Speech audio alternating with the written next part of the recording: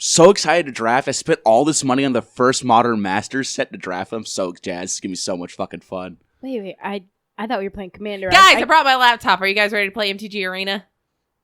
And I thought we were playing Commander. I built a whole deck for this. I spent $200 on these packs. I downloaded Realms of Runeterra.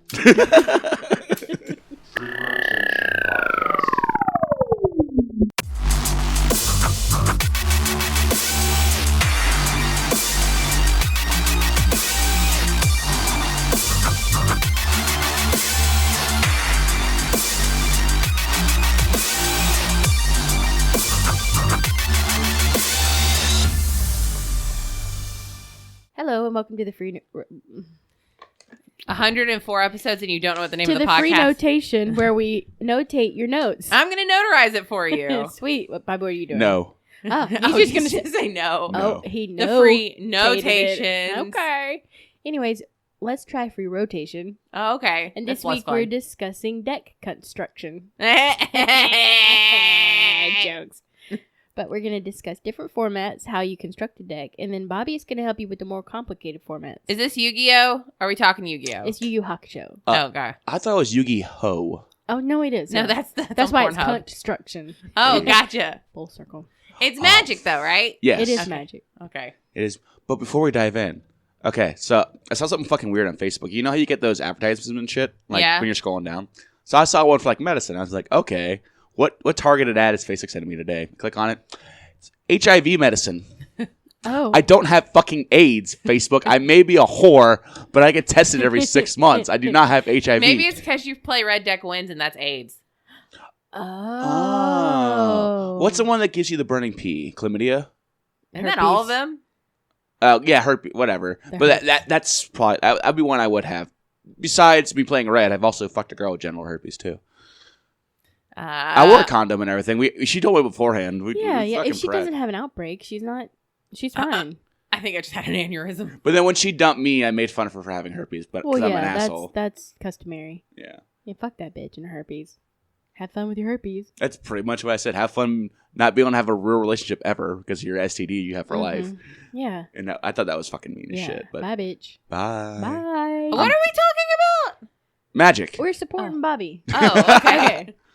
Yeah. Okay. Go ahead, Angie. All right. So the first 3 deck constructions we're going to talk about is Commander, Standard, and like Time Leader, which is an offshoot of Commander. But first, let's explain what those are. So Commander is a 100-card format. It's the only format I play because I don't know how to play anything else. And one of your 100 is a Commander, which is what you build your deck around. Tiny Leader is about the same, but it's 50 cards, and everything, the cost fit is 3 and less. Oh, the whole deck is? Mm-hmm. Oh, see, I thought it was just... Oh. Mm-hmm. Yeah, it's not like... It's the opposite of Commander where you want to build up to like 20 lands to do some stupid-ass combo with like a card that nobody plays because it's like 20 mana cost. Tiny Leader's the opposite of that. Yeah.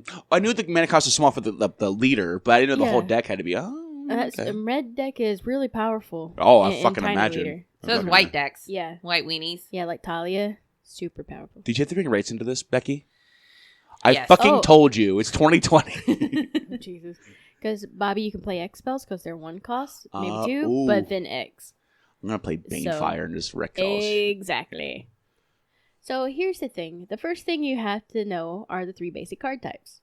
Lands, spells, and permanents. I'm learning so much today. I know. I feel like I'm relearning this game all over again. I've played for 11 years. So permanents are like creatures, artifacts, enchantments, planeswalkers. What we're not going to talk about are the conspiracies. That's more complicated and a unique format. Yeah. So you draft that, which Bobby can talk about draft later. So we're not going to discuss conspiracies for all you magic weebs who are like, well, and like the way I always remember permanents is that they stay there. They don't do something and then go away. Right. Like a spell. Thank you for the sound effects. Sound effects. Sound effects. And in spells, you have your instant sorceries, but you also have something called split second, which, we'll go into. But all of these things you have to keep in mind while you're deck building. I fucking hate split second. Okay, other than lands, you're limited to 4 of each card. Right. Except in Commander, where it's 1-ofs. Or if you're playing a Relentless Rats deck, and then it says you can have as many as you want. Yeah, there's a new cleric that, what's that cleric called, Bobs? The blue one? The black one.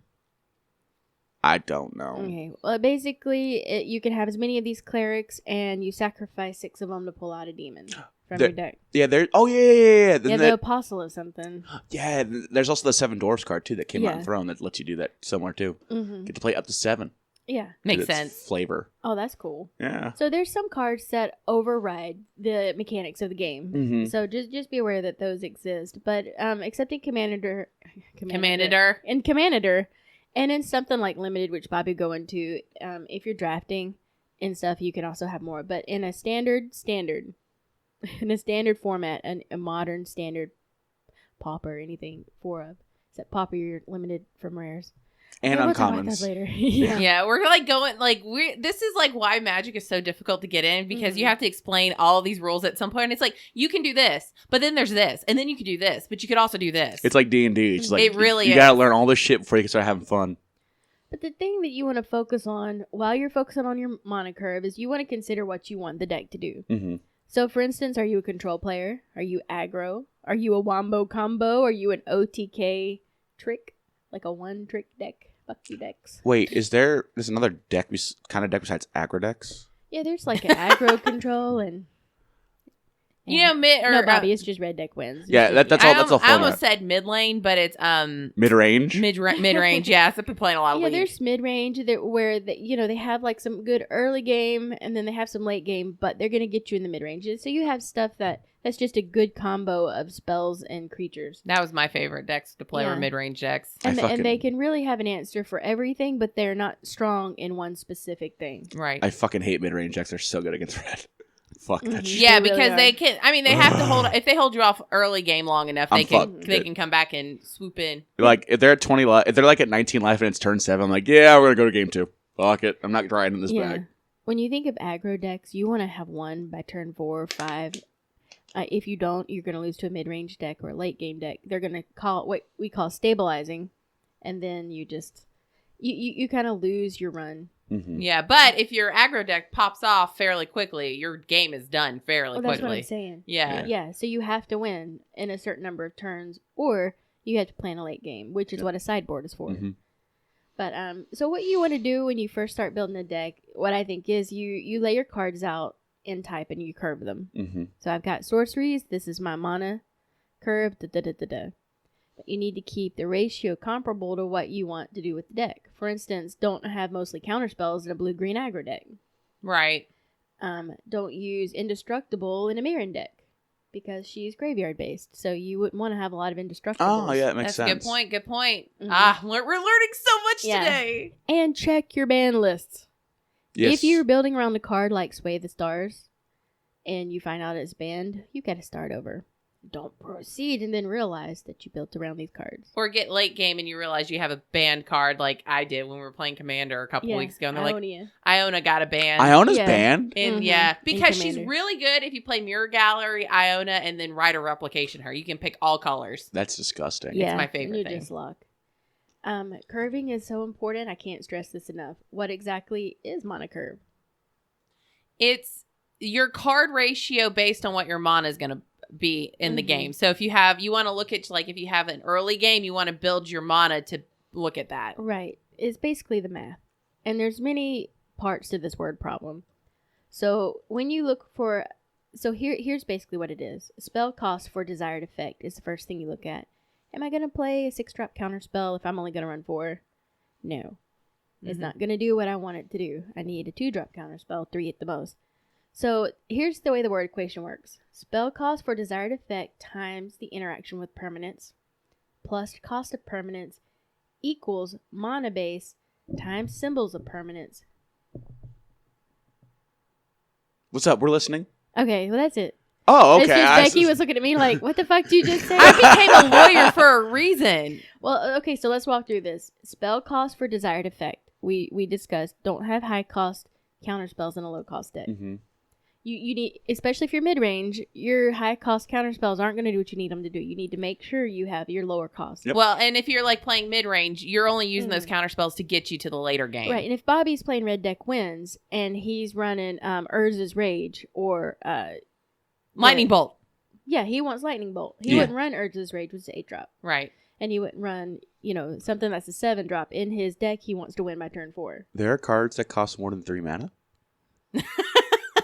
How many fingers are on your hands, Bobby? 3. What?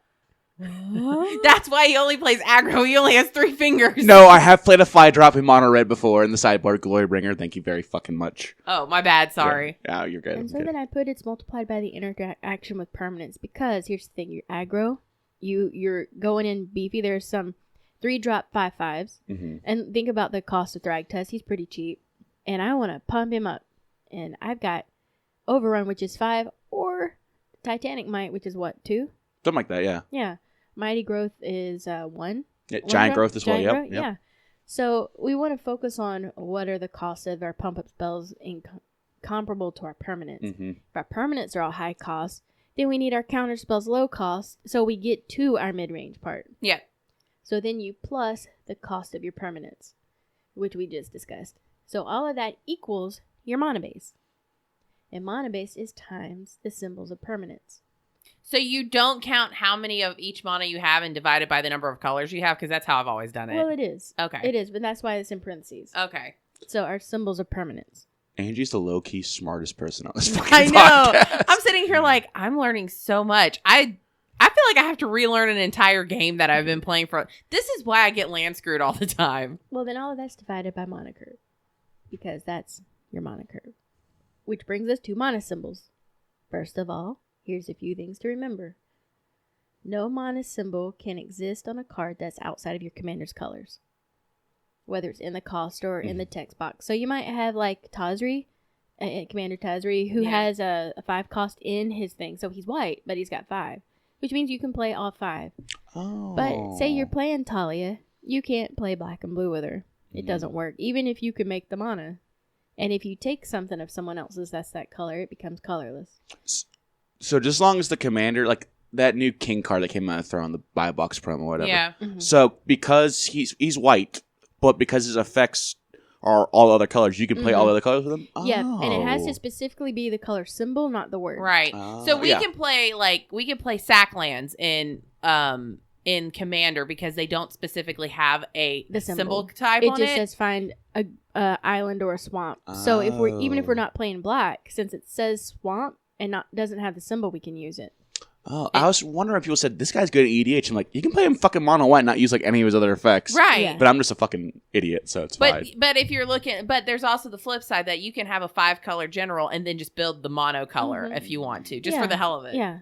And just throw in something shady later, just like one card.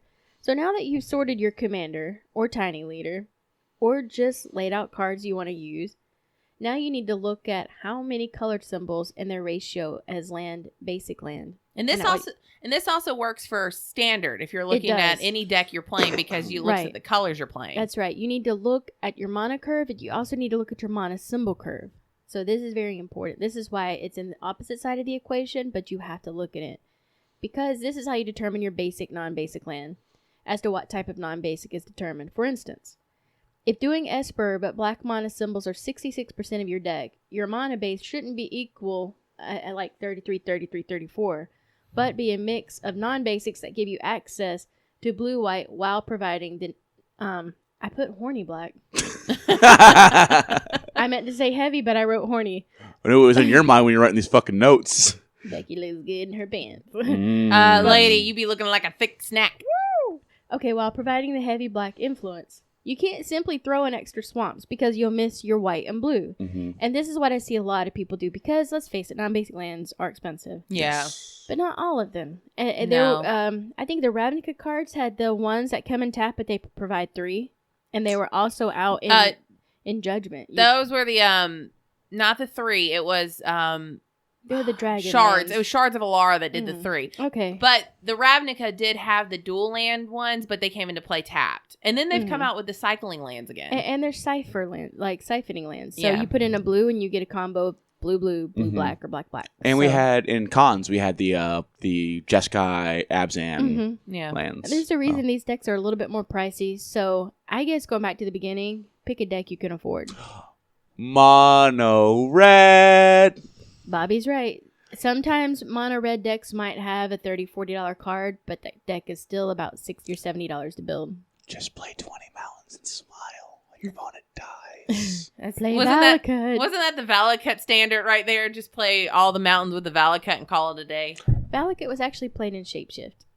Yep, Escape Shift. Yeah, yep. So you could get mono red Valakut, but it was much better in Escape Shift. When Angie would escape, I knew it. As soon as she was going to Escape Shift, I'm like, I'm fucking dead. Unless I had a Leyline of Sanctity out, and then we were Gucci. And then you play the Boggart and Hellkite. It's just over. Okay, but so this is what you need to look at. Another thing when you're looking at your mana curves in multicolored decks, especially 3+, you need to focus on duplicate symbols. Too many white, blue, or black will be difficult to get. Mm-hmm. But as a commander late game, you'll be offered a lot of access, but what if land's continuously destroyed? Mm-hmm. How will you get those duplicates? So also make sure, even though you really want these cards, you have to focus on your mana base, because if you can't ever play them, what's the point of them? Or you could be like me in Commander, where I have every pain land ever made in my Dragon deck, and I'm at 20 life in a Commander game of 40 at turn 5 because I've just pinged myself to death. And she uses Grove of the Burn Willows, which gains us life at the same time. So. Hey, you know what? It works out every once in a while. Last, but certainly important, know your play group. If you play with 4 control players, a combo Wombo Artificer, and a group hug Suffocate, don't build your 100% aggro deck. If you can't kill a table by turn 2, don't cry when you're completely bulldozed. It's true. Or learn to politic.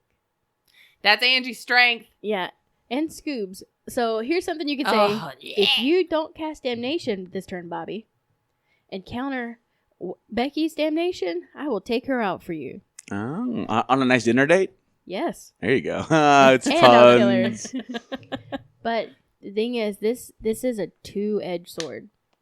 If you politic, you have to keep these things in mind as the person being politicked and the politicker. So if I approach Bobby with that, I'm pure aggro. I'm going to take Becky out. However, Bobby's got to think to himself, does my enemy keep my enemy in check? If we're against each other and I'm keeping her in check, she's keeping me in check, that leaves you pretty much running rampant. Yep. So you just have to play your cards, kind of under the table. Also, will you accomplish a further step towards victory if you let this? Can you then swing back and get me? Yep.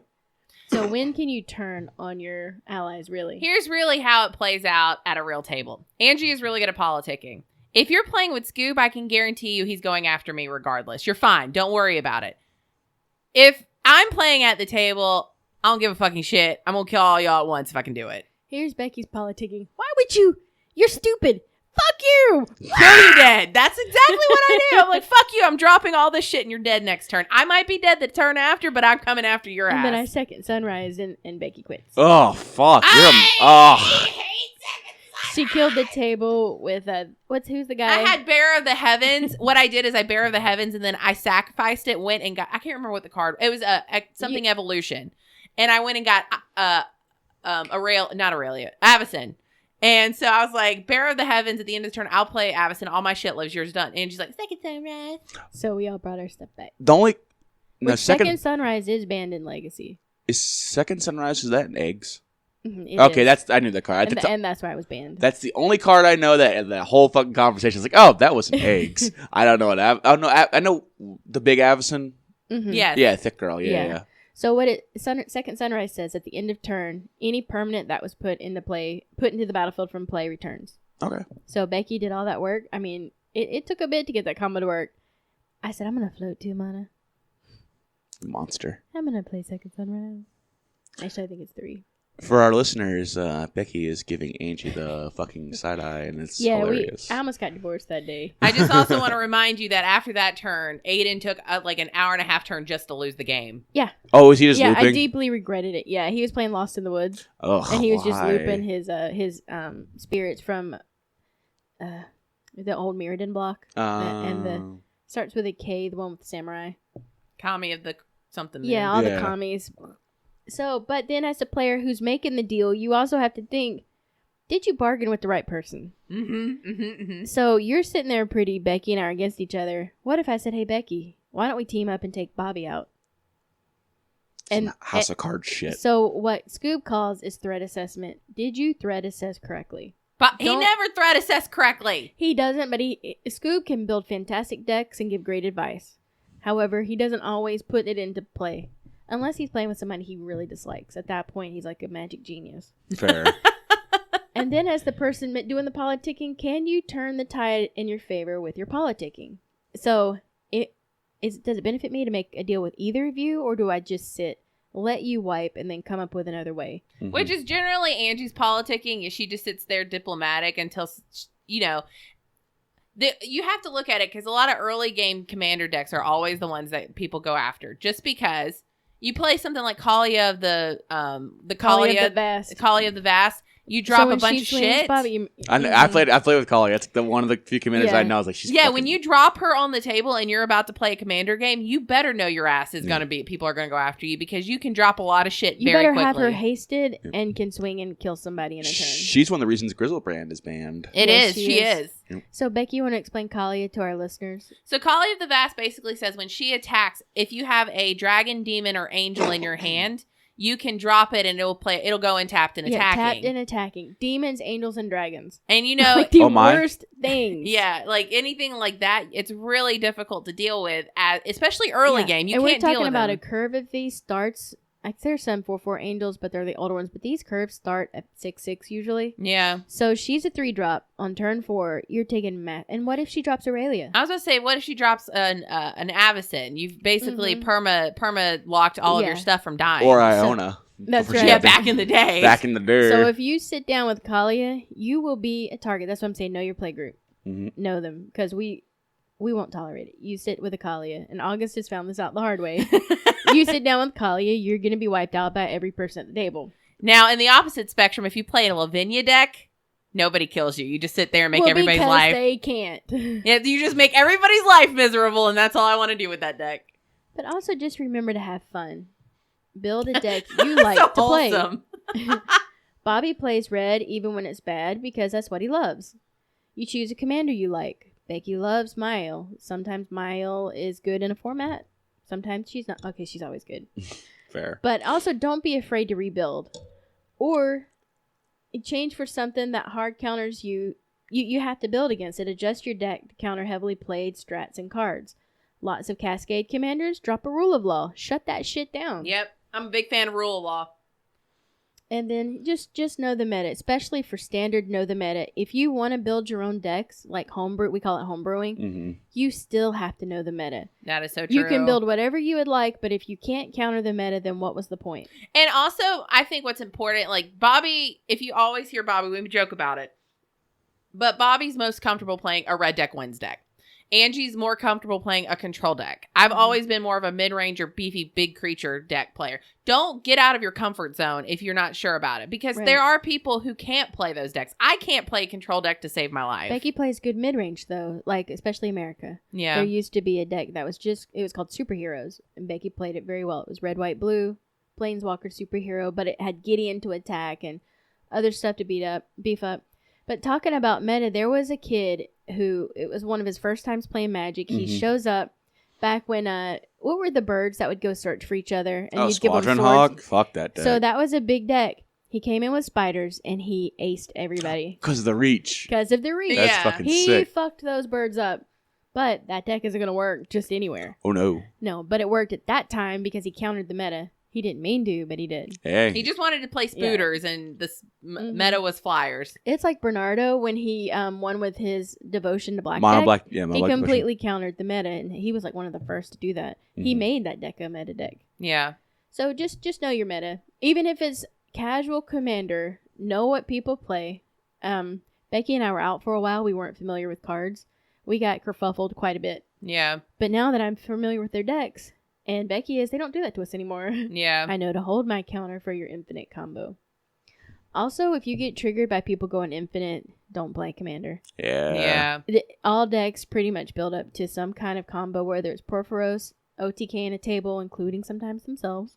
Or in that sense, if you know where your play group is, it's a great conversation about that. Know what deck you should be building then. If you know that somebody's going to be an infinite counter deck, or they're going to take lots of turns doing stuff, Shut it down with the rule of law. That's right. Or ley line of sanctity. That's right. Rule of law, ley line shuts it down. Anything in a graveyard, you can build to counter. There's always something to counter. Let me tell you, the one deck that I always won against those infinite decks, whenever you would go infinite with your timeline or whatever it is, or somebody would go infinite with something, I was playing Zedrew because I'd drop a solitary confinement and just sit there. Yeah, or just time stop. You know what? I'm gonna let you put all that on the stack. Time stop.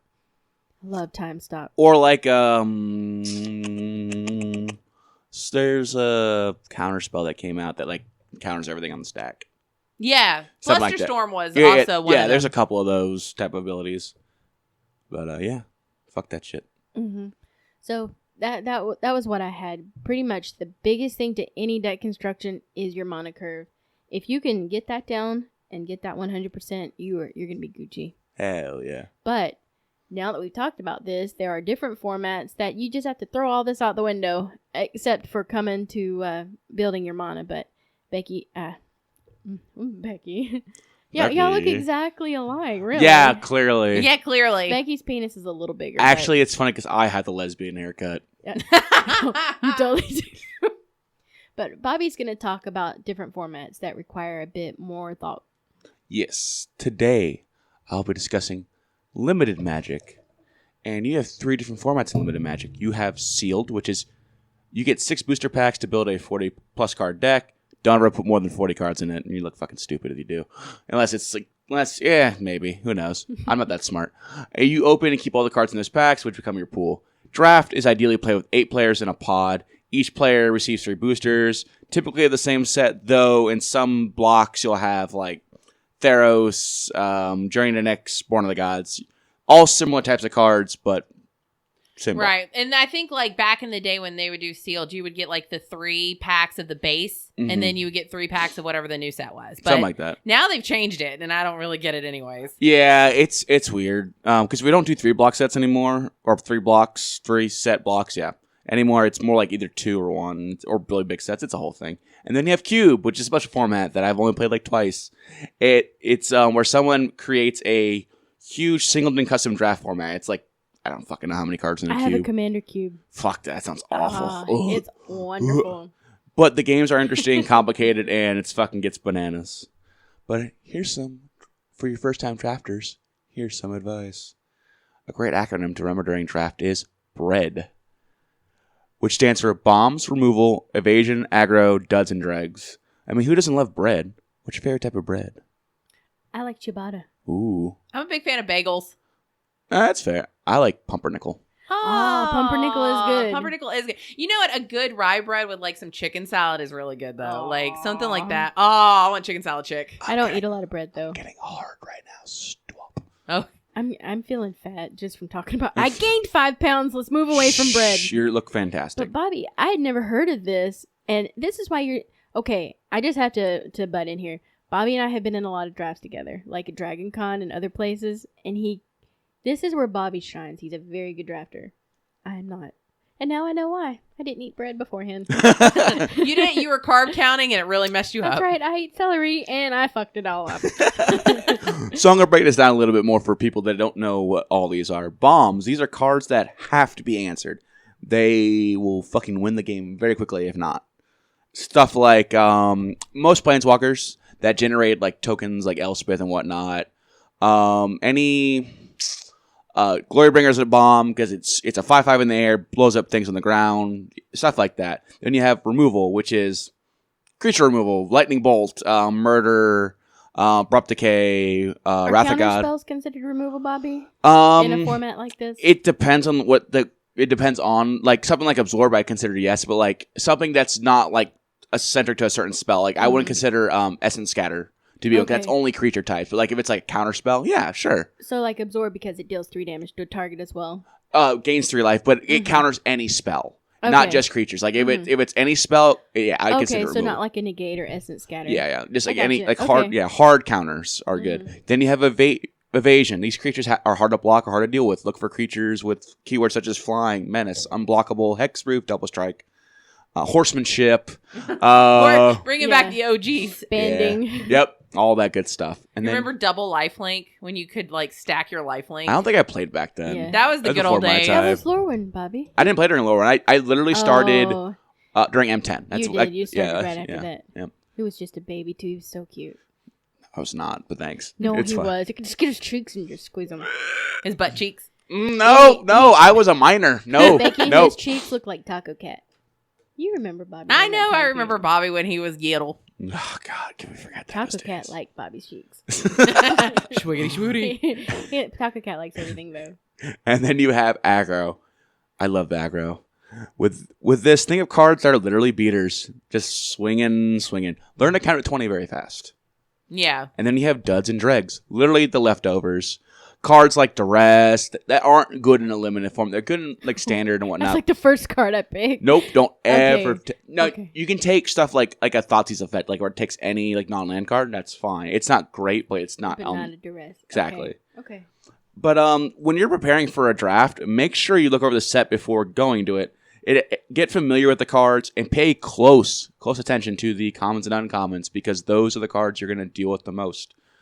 It was the Origins.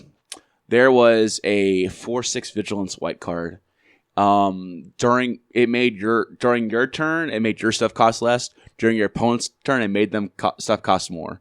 And it was the mythic uncommon. It was it was like a 5-drop. It made them cost your stuff costs 1 generic less, their stuff costs 1 generic more. It's fucking insane. Yeah. It was stupid. It was very good. But it didn't see any standard play because it was too fucking slow, and that standard was a hot mess back then. But now we're gonna move on to sealed, which is similar to draft, but slightly different. Upon receiving your 6 packs, which you get for sealed, open them and separate by color. This will speed up your deck decision making and your card choices. After separating, examine your rares. These are the ones you're going to want to build around, though there are a lot of rares that are fucking bad and limited. Yeah. Like dual lands, like kitschy effects. I can't think of one on top of my head. The ley lines are fucking trash and limited. Stuff like that. Don't ever play those in limited. They're fucking bad. Actually, combustion's the one that when your thing's targeted, you get to your opponent takes 2. That's fine if you're in a super aggro deck, but don't try not to. B.R.E.A.D is also useful in this. Not as, because, you just have what you have. You can't fucking draft. But it helps you. So, if you open, 1 rare in each color, you get one of the 5, and then an artifact. It's like, well, fuck. Right. I love it when I get, multiple rares in one color, because my decision-making's easy. I can finish this real quick and go smoke. A lot of times that doesn't happen, because God hates me. While sealed can be a lot of fun, I don't particularly like it for competitive play. Because you can be the better player and your opponent just has fucking stupid cards. I remember I went to a sealed event in Alabama. It was during Kaladesh.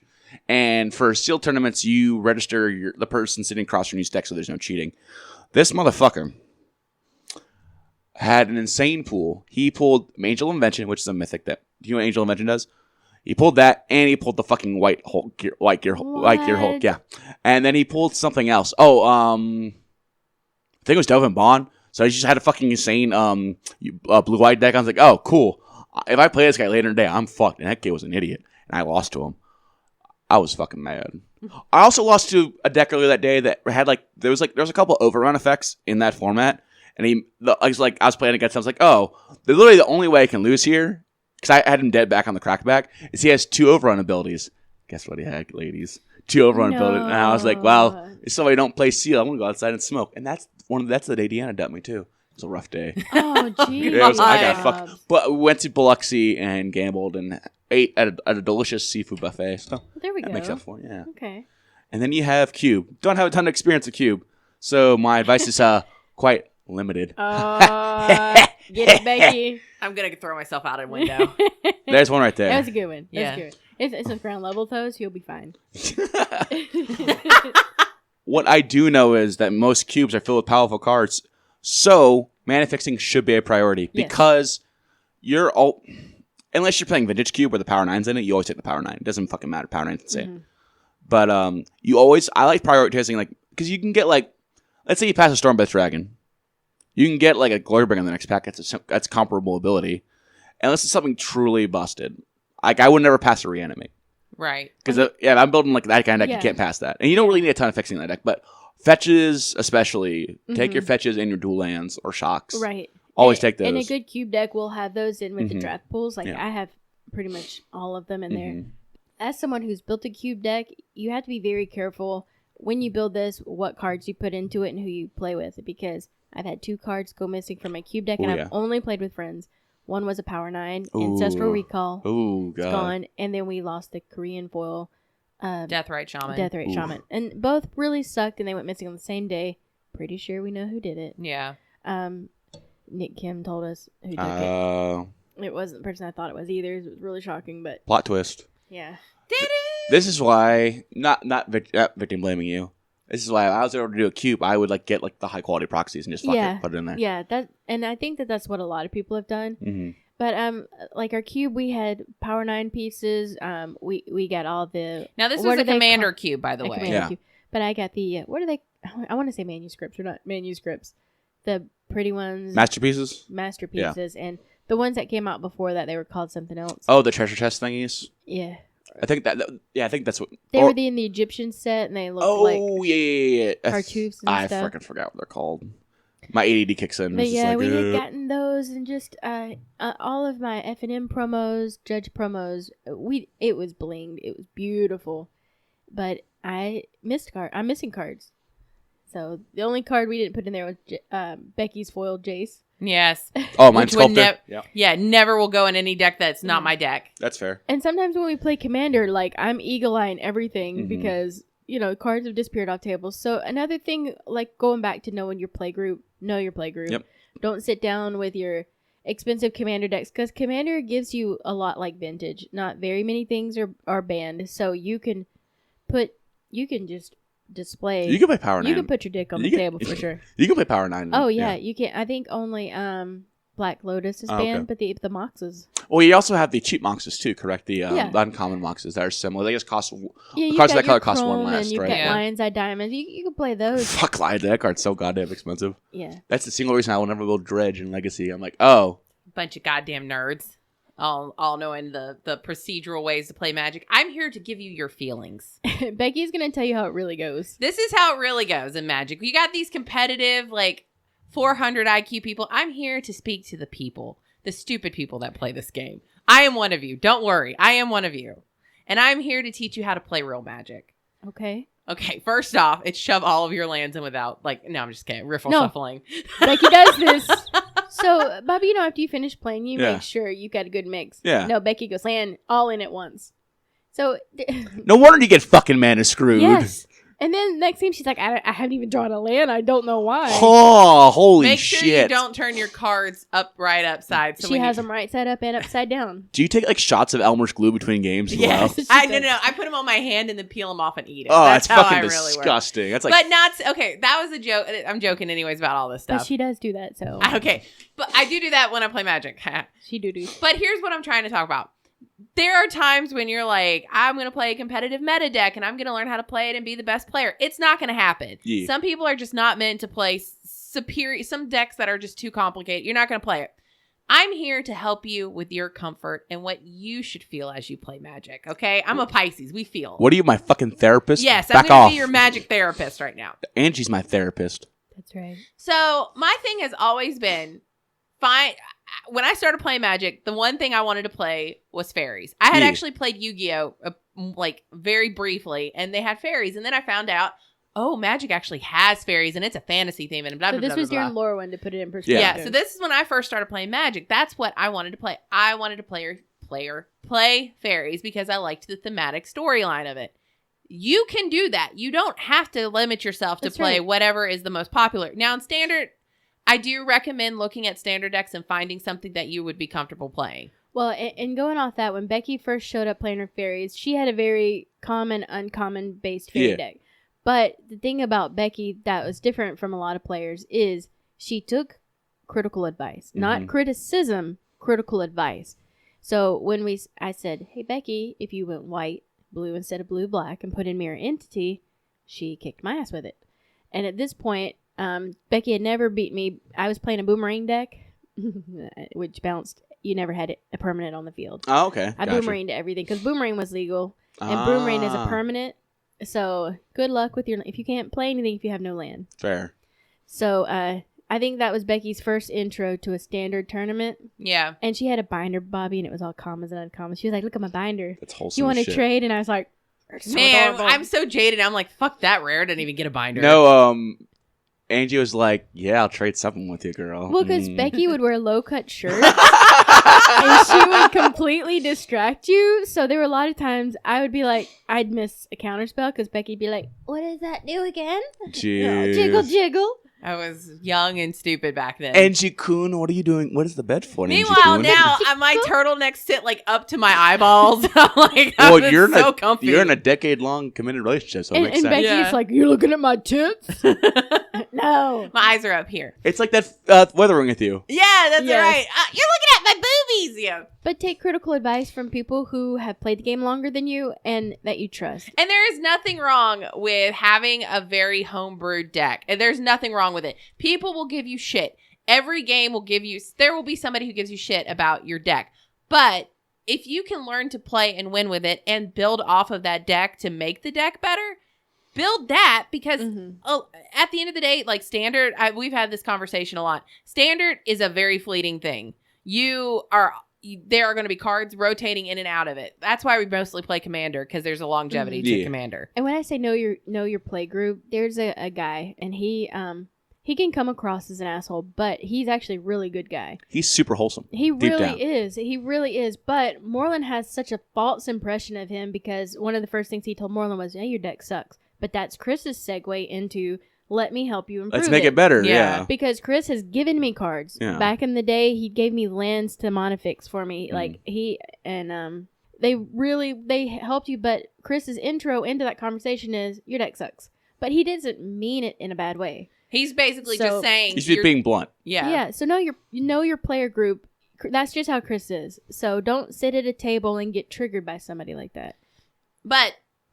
And this is primarily for Commander, because I only really play Commander. There are always going to be decks that are considered meta decks versus like decks that you build for theme or whatever. I will tell you 100%, every deck that I play on a regular basis has some sort of core theme to it. And there's nothing wrong with that. There's nothing wrong with theming it, but Scoob likes to say, don't be a slave to your theme. If you need to handle a problem, step outside your theme. Right. We won't see it coming, first of all. Right. So Becky plays fairies, but she also swung some angels in it, played conspiracy, and now those angels are fairies, and vice versa. Yeah. So whatever she needs that conspiracy to call, so if she has angels get a boost, then her fairies are now angels, or if she needs to give her fairies like hexproof or shroud. In a shocking turn of events, yes, I have a fairy commander deck. Very shocking. Well, fortunately for me, lightning bolt solves everything. It really does. But that's your comfort zone. You're a red deck player. That's your comfort zone. You know it. You're the in and out. I have played other decks besides Monterey when it's like truly just like, oh, this is a legit pile of shit. Yeah, I've seen Bobby play Delver. You've played Delver. I played Delver, but like the thing is, like, I'll play red if it's viable, but sometimes it's just not. And like, and it's like it'd be a waste of money for me to enter this Grand Prix with a red deck. You just gotta fucking sometimes. I think you first started with a mono white deck. The mono white deck. You got me the quasi anthem people. You had like the sword and shield masters. Yeah. And then I fucking because back then they still come with 2 packs, but like in one of those packs I pulled a Baneslayer, and Alex was like, "Oh, you fucking lucky piece of shit," and then I pulled 2 more. I remember that. I do remember this. And the thing about Bobby, he was very young at this time, but he listened. He listened to his elders. Yeah. And I didn't know back then because I like briefly played Magic before then. I didn't know what that rarity was. Like, hey, what's this bronze rarity? Yeah. And he's like, literally pulled the most expensive card in the game right now. That's standard. And if you are an experienced Magic player, don't take advantage of noobs. Help them out. Give them a card if you have an extra. This is going back and totally off of topic of what I want to talk about, but back when I first started playing Magic, there was a guy who played Demigod of Revenge, and he would play the deck. He would play the deck. The reason why I bring it up is because that's what he was known for playing, but he would take advantage of newer players. He would tell you this is what a card did when it didn't do it. So he played like the textless cards that you used to get as player promos, and he would say, this card says this, but it didn't. Yeah. Well, it absolutely didn't say that. And this was like right when I started playing. I think like fast forward maybe 3 to 4 years later, I'm playing competitive Magic at this point. I know how to play. He comes in with it like a janky ass deck and he's trying to explain it. I finally was like, dude, I'm not a little player anymore. Yeah. I know what your cards do. And oh, by the way, I just beat you in 4 turns. Yeah. You have to remember that the people you screw they could become better players than you, and then they're going to come back after you. Is it the guy that always smelled like rotten milk? The one like the no. Oh, I'm thinking of But someone he else. did do that too as well. He did. He would pad his elf ball deck with multiple copies of stuff. Oh. Like Heritage Druid and the one that if you play green spell it untaps. Oh yeah, yep. So Nettlevine or something like that. Nettle Sentinel, yeah. So we did a deck check, and just randomly, Becky was playing her fairies. Yeah. And she had to go to the bathroom because he smelled so bad. She literally had to go throw up. I did. But she was way too polite to say something. But when she was gone, I said, hey, and I'm not going to say his name here because I think he listens. But, well, he'll know. Mike, we're calling you out again. I don't know. I said, Mike, you've got 5 Nettle Sentinels in your graveyard. Plus, you've got 1. You cheating son of a bitch. Yeah, Tim came over and kicked him out for cheating. Yeah, but don't be scared. But don't be afraid to assert yourself in a Magic game because that's a whole nother thing. If you need the game to slow, because a lot of people will rush you, you can you can say, what does that card do? Mm-hmm. What does this do? Yeah. I lost a tournament once because it was right when Path to Exile came out. I needed 1 land to crack back and win. So the guy pathed and I said, does the card do anything else? And he said, no. Well, it did. Yeah, it gives you base would have land. let me look for a land. Yep. Yeah. So you can take the card and read it. You have an option. But it's important to remember, like, and going right into Commander, if you want to get into Magic, I tell people Standard is a difficult thing to get into, but it's possible. Mm-hmm. But if you want to get into something where there's some longevity to it, I think Commander is a great. It's casual, but it's not. I mean, it's casual in the sense that you can get into it without having to spend a shit ton of money to get into it. But you can play competitive decks and be competitive decks. Mm-hmm. So look at different commanders and look at what you like to play. Moreland loves allies. He has always loved allies. His General Tazri deck, his General Tazri deck can completely wipe. It can go from nothing on the table till everyone dies in one turn. Yeah, an entire table of people with, and he looks like pitiful. He's at 1 life. He has nothing. We're like, let's just let him live. You know, he's pitiful, and he's very good at playing the game, not politicking, but just being pitiful. Yep. So that's his strategy. I learned very early on in my career as a Magic player that I am not a control player, a pure control player. I like dropping big, beefy guys. So I play a lot of Mael decks. Becky likes big, beefy guys. No, she doesn't. I am a big, beefy guy. Oh. I always drop a Mael or I'm going to drop an Ur-Dragon on your face. Or in something enchantment-based because enchantments are hard to deal with. Yep. Kinky. Going back to personal hygiene, because, you know, that's my This is always an important thing. That's my thing. Take a goddamn fucking shower before you come to a Magic tournament. Axe body spray in your whore bath is not a good substitute. If you smell bad and you're playing across from me, fucking sportsmanship be damned. I will slip, when we handshake at the end, I will slip you one of those mini deodorant sticks with a big thing saying, fucking use it. And I'll get kicked out, but that's fine. Just fucking shower. Please take a breath mint, shower, use deodorant. Don't put your grimy ass hands all over my Jason Mind Sculptor. Yeah. And if you're sick, wear a mask. Don't if you're sick, bring that fucking stay at home. And don't touch my deck. Yeah. Call a judge over to shuffle for you. Part of the reason why I stopped playing competitive Magic is I get con crud every time playing. So it's just nasty. We had to leave a PTQ once where we were actually doing well because, I mean, it hit us hard. Yeah. It was, remember that? That was the last one. I just drink the vitamin emergency stuff. I just drink it before I drink like a whole gallon. But yeah, I mean, but the thing about Magic that all this stuff sounds complicated. At the end of the day, you can literally go to a store and buy a deck and just play. Yeah. And learn. It's called a pre-construct. You're going to have to tweak the mana base. Yeah. But the key part to me is fix your mana. Yep. Mana fix. If your mana base is good, then your deck is going to run properly. Not always. Because Mama, you just... Ooh. Sorry, I had to make the Queen reference. It was there. I was like, I got to take it. I left ready. But sometimes you're going to get mana flooded and sometimes you're going to get mana screwed, especially if you play one of Becky's decks because she shuffles like shit. Whatever, okay? Just riffle shuffle, girl. Do you know how hard it is to riffle shuffle in Commander? Okay, then fucking pile shuffle then. No, 10 piles of 10. The problem is, Becky, you take your land and one's clump and then, why are they clumped? Yeah. 10 piles of 10 or 5 of 20, whatever. 1 of 25, 2 of 25, whatever, 4 of 25, whatever. Do something. Yeah, I also just want to point out, just because I know we're winding down. At one point, I did have to build Angie an aggro deck because she would only play control decks in Commander. Yeah, she built me a kitty deck. I know. Oh, yeah. Well, it's so funny. You're a control player, but you love goblins. I do, it's just... but when I play goblins, they're control. I have a Torbran deck, mono red Torbran. Mm-hmm. It's control.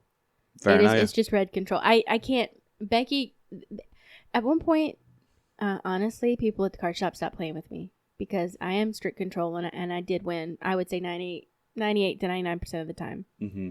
So they had an intervention. Literally, the friend group said, "You've got to build aggro." I think Becky was like, "You have got to." No. And I tried. I really did. But it was just to control aggro. So I ended up having to build a deck for her. Angie was like, there are 1-mana creatures? What is that? Oh my god. And it was like, I kept saying, I'm going to build your deck. I'm going to build you kitties. That's all. That's it. Cats. And since it's kitties, I play it. And I still look for ways to be controlling, but... I make sure there are none. Oh, no. I thought you were saying I do look for ways to play with kitties. I'm like, yeah, you do. Yeah, hey. Well, that too. But you know what? The thing is, it's going back to your whole thing. Is find something you're comfortable playing with. Period. The end. Like, you can't... Yourself, cards, whatever. Magic. Yeah. Realms of Runeterra is not Legends of Runeterra. Those are two different things. My bad. It's fine. It's cool. Whatever. Weirdo. You're a weirdo. All right. Cool story. Hey, Becky. That's me. Where can you find us? You can find us on Facebook at The Free Rotation Podcast. You can find us on Twitter at The Free Rotation. You can find us on YouTube and Twitch at The Free Rotation. You can also find us on Spotify, Stitcher, all those places when you want to listen. And 10 minutes on SoundCloud. What about Weeby Geeks? You can find us at Weeby Geeks. We're affiliates of Weeby Geeks. Check out all the other great podcasts there. You can also check out our backlog of all of our episodes at TheFreeRotation.com. Thanks. Bye.